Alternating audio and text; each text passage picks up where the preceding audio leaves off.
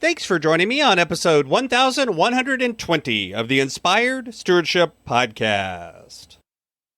Hi, I'm Dan Miller from 48days.com. I challenge you to invest in yourself, invest in others, develop your influence, and impact the world by using your time, your talent, and your treasures to live out your calling. Having the ability to find the work you love is key. And one way to be inspired to do that is to listen to this, the Inspired Stewardship Podcast with my friend, Scott Mader. And here doesn't mean having a lot of money or doing any particular thing. It means, are you setting it up where you feel like it's set up well, in the way that you define your priorities and values, not the way anyone else defines it. That's why you have to work to really understand the value of money. Welcome and thank you for joining us on the Inspired Stewardship Podcast. If you truly desire to become the person who God wants you to be, then you must learn to use your time, your talent, and your treasures for your true calling. In the Inspired Stewardship Podcast, you will learn to invest in yourself, invest in others, and develop your influence so that you can impact the world. In today's episode about investing in yourself through stewarding your treasures, I talk with you about the time value of money. I share why money is worth both future value but also present value, and why there is always tension between these two things. As we talk about stewarding your treasures, wouldn't it be great if you could support this podcast and do it without costing yourself an extra dime? Turns out you can. All you have to do is use inspiredstewardship.com/Amazon when you're ready to make a purchase via Amazon, and a small commission will come back to support the show. If you enjoy the show when you're ready to buy from Amazon, just use inspiredstewardship.com/Amazon. There's this idea in finance called the time value of money. The formula is a way of calculating, if I invest a certain amount of money today, what will it be worth using certain assumptions in a certain amount of years. This, at a basic way, is how whenever somebody's investing, they can say, in 30 years, I'll be a millionaire. And it's an accurate thing, assuming that the assumptions that you make hold steady. And we use it for a number of different reasons. You can look at it from an investing standpoint. You can look at it from a saving standpoint. You can look at it even and use the same basic idea to think about the value of paying off debt and these sorts of things.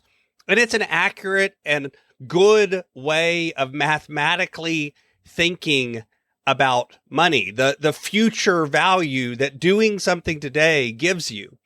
Because the truth is, we're really bad at picturing and understanding that if I invest $5,000 and it earns a certain amount of interest and I leave it alone for a long period of time, it will grow to be a much larger amount of money. And then, of course, there's all sorts of complicating factors like inflation and whether or not the interest rate that it earns goes up and down and various things like that can make it much more complicated. And because of that, a lot of times it's easier to just not think about it at all. And the truth is that there's more to it even still, because there's also the emotional value of money. The way that money can give you a feeling of freedom or flexibility or security or reduce stress or increase your ability to do other things, both in the present and in the future, is also wrapped up in all of that. And often what happens is we're so focused on the present value of money, how we can use it today to make our life easier, to make our life better, how we can use it today to ease pain or increase pleasure, that we don't focus at all on the future emotional value of money, how having money in the bank can actually serve you, how having money invested can actually serve you in an emotional way. And we actually don't often pay much attention to that because it feels like it's something that happens so far in the future that it doesn't affect us today. And we ignore it emotionally. And because of that, we again put it off. So it's both complicated and emotionally distant. And so we don't think about the future value of, normally we think about money just in terms of purchasing power, just in terms of what we can get with it. It's also why a lot of times people will focus on even investing over things like actually having an emergency fund, because the emergency fund isn't earning any money. And at a time with high inflation, that emergency fund actually decreases in value over time. And because of that, we tend to look at that and go, that's a waste of money. And it could be, but if it's also giving you some emotional security and some feeling of flexibility and some ability to make decisions and take risks that you wouldn't otherwise be able to take, then perhaps that's actually worth it. Yes, there's a cost, but there's also a benefit. And that's the truth. You always have to think about this tension between both the present cost and the present benefit and the future cost and the future benefit of money. That always exists. For every dollar you have, it's yet one more way. There's an opportunity cost with those dollars.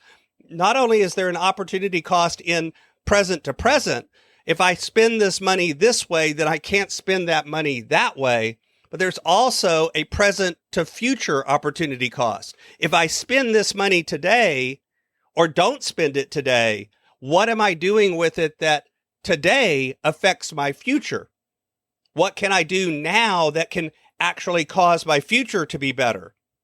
Or am I doing nothing with it and causing that effect too?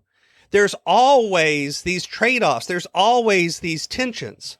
That's one of the reasons that so often we end up ignoring and delaying and putting off all of our decision-making when it comes to money. Because why would we pay attention to it? It's so complicated. It's so emotionally difficult. It's so mathematically difficult. It really isn't, but it feels that way. Instead, it really comes back to focusing in on your priorities, on your values, on what's important to you today and what's important to you in the future. And are you setting up your life today to get you those things in the future? Are you able to use the money you have today in a way that helps you both live today and prepares you to live well in the future? And here doesn't mean having a lot of money or doing any particular thing. It means, are you setting it up where you feel like it's set up well in the way that you define your priorities and values, not the way anyone else defines it? That's why you have to work to really understand the value of money. Thanks for listening. Thanks so much for listening to the Inspired Stewardship Podcast. As a subscriber and listener, we challenge you to not just sit back and passively listen, but act on what you've heard and find a way to live your calling. If you like this episode on the stewardship of treasures, you can sign up for our treasures tips by going to inspiredstewardship.com/treasures or text in the U.S. 44222 treasures tips. And we'll send you 5 weeks of our best tips on stewarding your treasures. Until next time, invest your time, your talent, and your treasures. Develop your influence and impact the world.